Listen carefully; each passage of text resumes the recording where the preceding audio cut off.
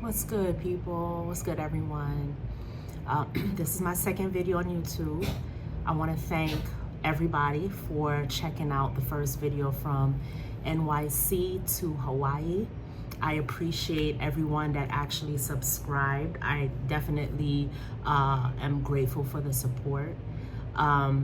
Also, I want to just say that transparency is everything for me. And it's my hope that that first video allowed you to catch just a minor glimpse into who I am as a person. And it showed the journey from NYC to Hawaii and what I had to kind of go through in the beginning stages. And whatever you don't know about me in the interim, I'll be happy to fill in the blanks. I'm definitely becoming more transparent and more free to talk about some of my experiences. So I don't mind diving into that part of my life. And speaking of transparency, this particular video, I wanted to talk about self-preservation and how it leads to salvation, or how it is salvation in a sense. Just some of the experiences that I've been through. I grew up in a, quite dysfunctional family. I don't take anything away from my guardians who raised me. They did their best. But I grew up in a kind of a dysfunctional, multi-generational family. So there was a lot of movement, a lot of dysfunction, a lot of disorder and disorganization with regards to family dynamics.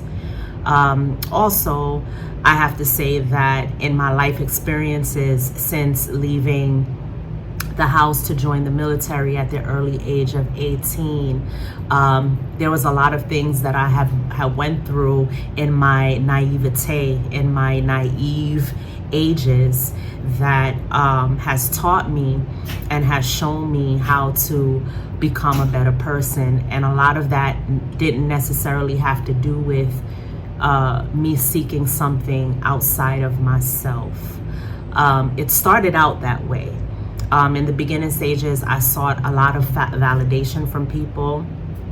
There was a little bit of codependency there, because like many of us, and like all of us essentially, we're really just trying to find our way through life.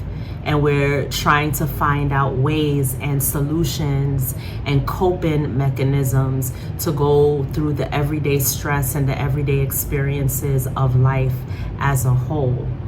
So when I say self-preservation is salvation, or leads to salvation, self-preservation is defined as preserving oneself by means of survival, and also to elude any harmful elements or any harmful situations that may come your way.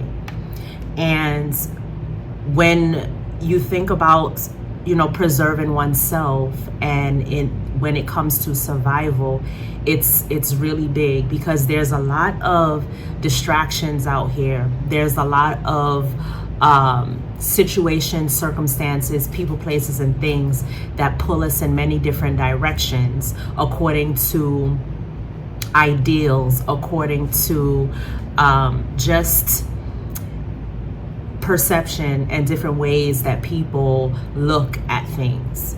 I myself, I have to be transparent. At an early age, I would say when I got out of the military, I was in search of something. I was in search of myself. I didn't really come to know myself, because at a younger age, before my womanhood or adult years, during my adolescent years, there was a lot of noise. There was a lot of distractions, and people kind of curating what would be my life, and trying to make decisions for me that went against what I knew to be true for myself. So coming into womanhood and adulthood, I found myself very lost and very conflicted in my decision making and what I wanted to do for myself, which led to me attaching myself to a lot of negative influences unbeknownst to me at the time. Because earlier on, I tended to give people the benefit of the doubt.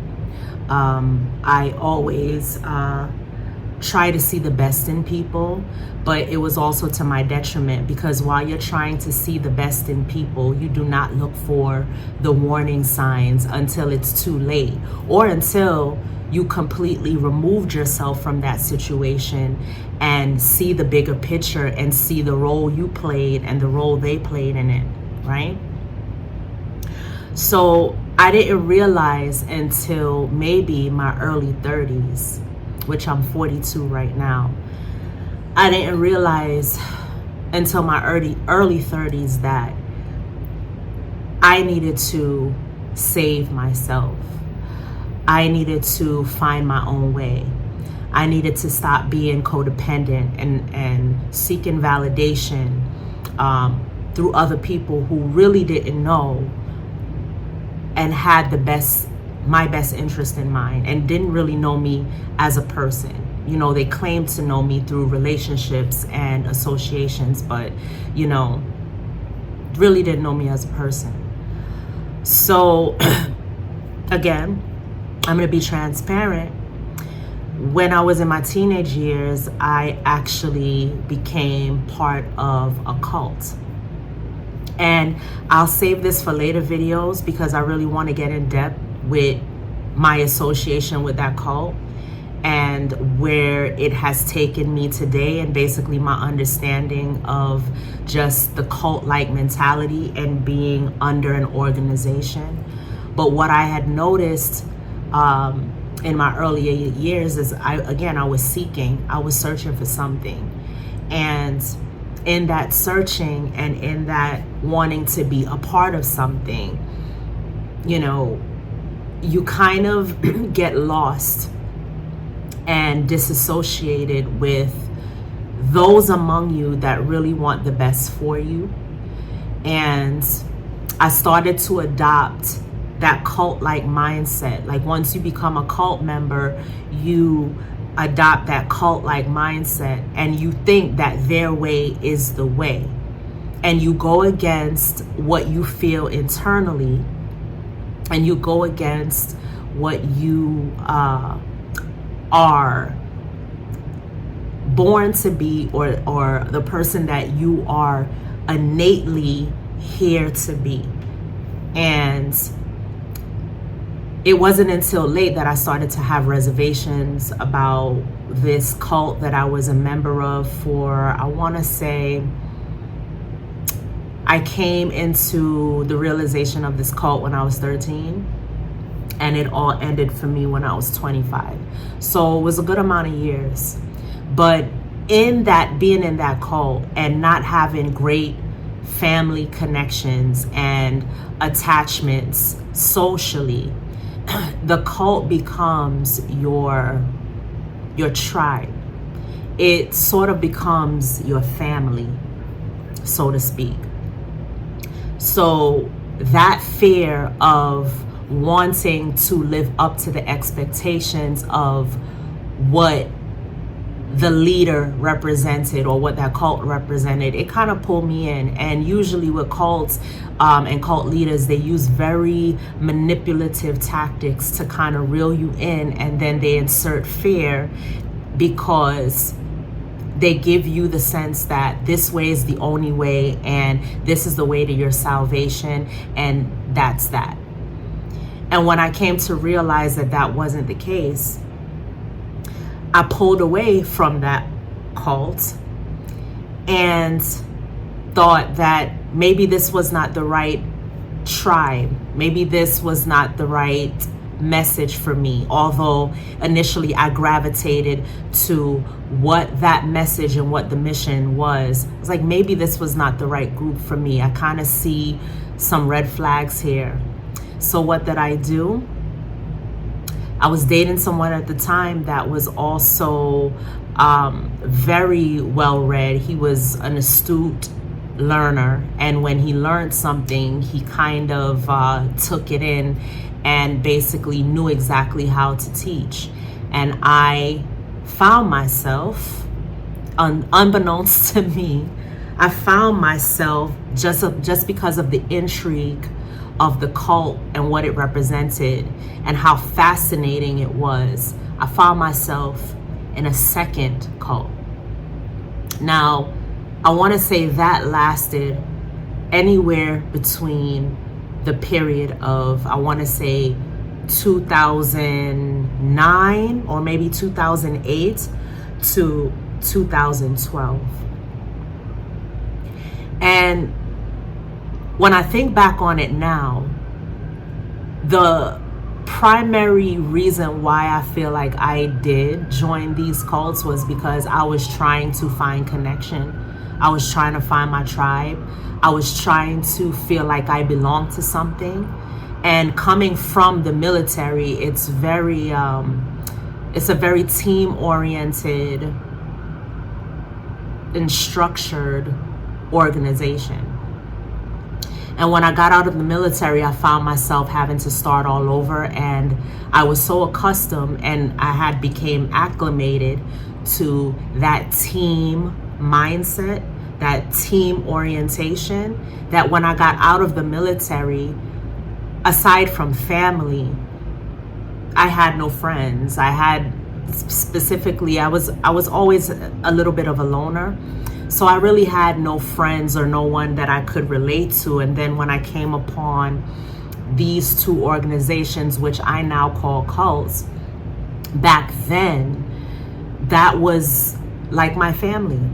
I attributed those organizations and their mission to me. I attributed it to me, and I equated it to me, and I felt like I was trying to find a place to belong. But now that I'm far removed from those two organizations, and those organizations I will mention in a later video because I do want to touch on it. When I removed myself from those organizations, it allowed me to see that by self-preservation and saving yourself, that's the key.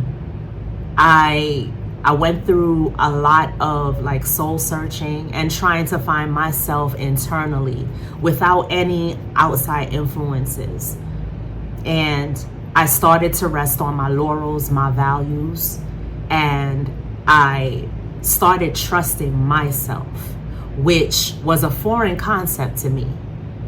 I was so used to trusting authority coming from the military, and I grew up in a household, and my grandmother raised me, and she was a very studious and shrewd disciplinarian.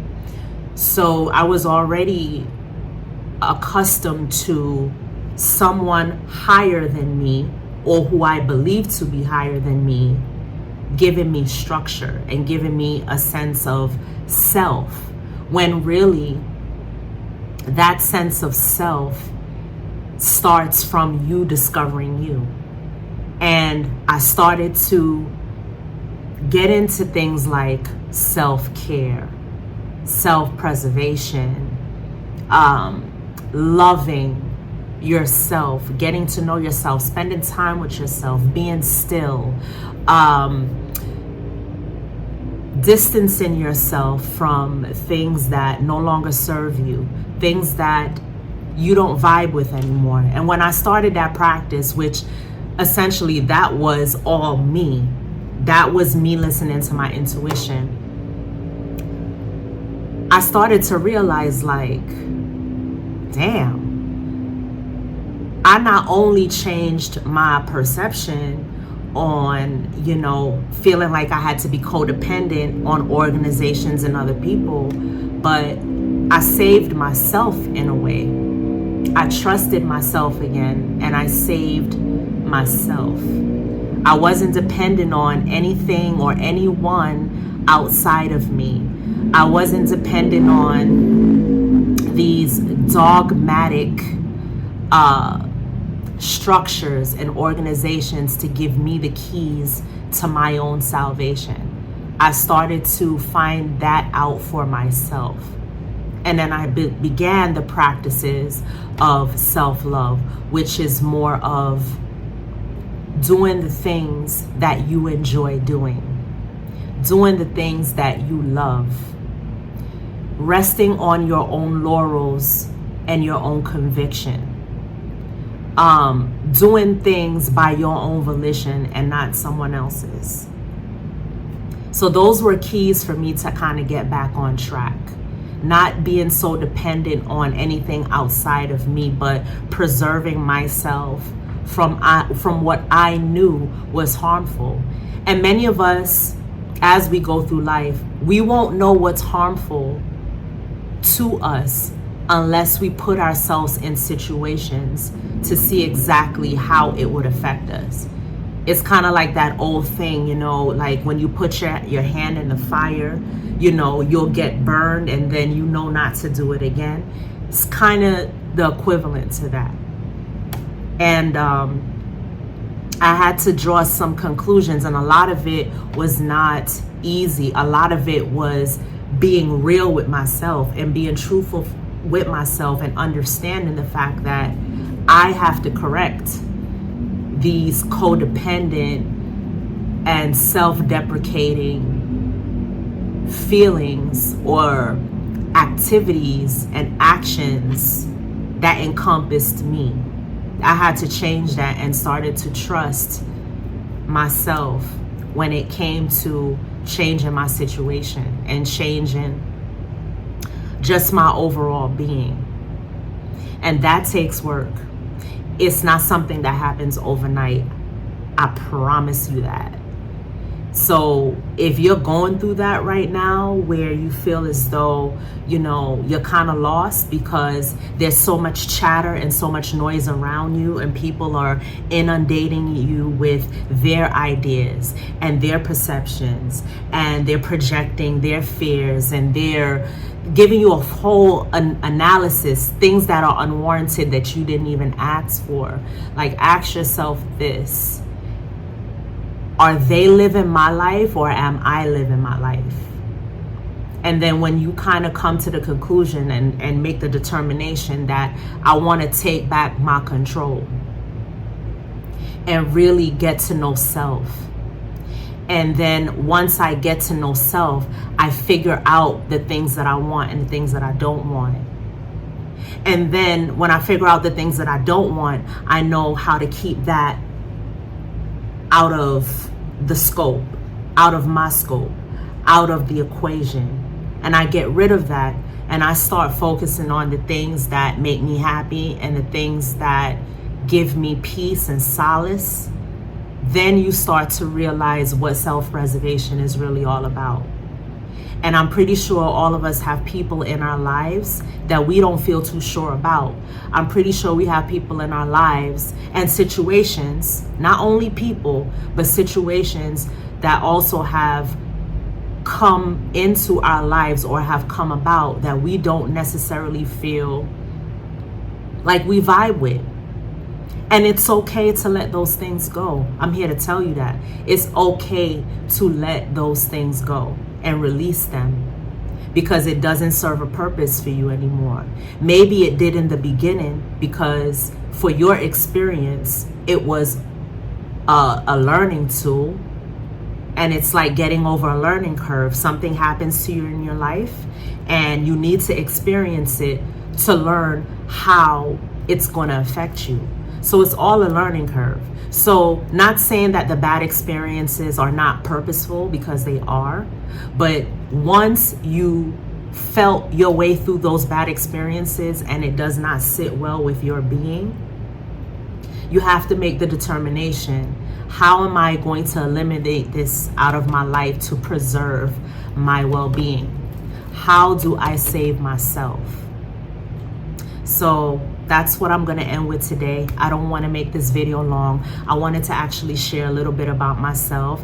Believe me, I'm going to get more transparent as these videos continue. And I was thinking about editing this video, but I'm going to just keep it the way it is, even with me stumbling all over myself, because that's real. That's being real. You know, life is all about mistakes and stumbling over words and stumbling over yourself. And there's things that I'm going to just be real with. And this is me in its totality and in its entirety. And I really hope you enjoyed this video. If you could take something from this message, feel free to subscribe, like, share the message. I'm all for that.